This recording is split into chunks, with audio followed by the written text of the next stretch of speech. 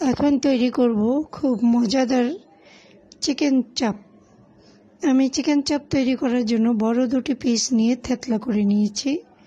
থেতলা করে নেওয়ার পরে আমি লবণ, আদা রসুন বাটা, হাতে বানানো তৈরি মাংসের মশলা, হলুদ, মরিচ এবং সয়া সস, দই এগুলো দিয়ে মাখিয়ে ভালো করে ম্যারিনেট করে রেখে দিয়েছি প্রায় 2 ঘন্টা।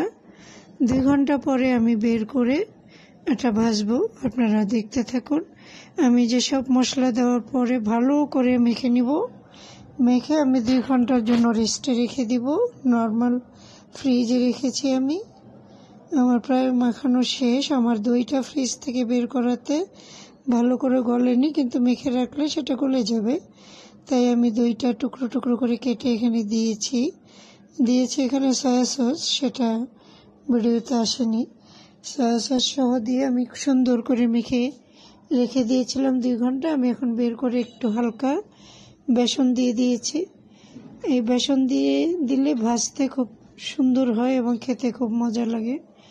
আমি তেল গরম করে নিয়েছি, হাই হিট করে নিয়েছি। হাই হিটে দিয়ে পরে আমি চুলাটা লো করে দিব, যাতে আস্তে আস্তে ভিতরে ভালো করে সিদ্ধ হয়। পুরোটা হাই হিটে ভেজে নিলে উপরে হয়ে যাবে, ভিতরে কাঁচা থেকে যাবে। তাই প্রথম হাই হিটে দিয়ে চুলাটা একদম লো করে দিতে হবে। এখন দেখেন আমার তেলটা একদম লো হিটে আমি এভাবে দুইটাই ভেজে নিয়েছি। এটা খেতে খুবই টেস্টি হয়েছে, খুব পছন্দের খাবার। ছোট বড় সকলেই এটা খেতে পছন্দ করে, চিকেন চাপ।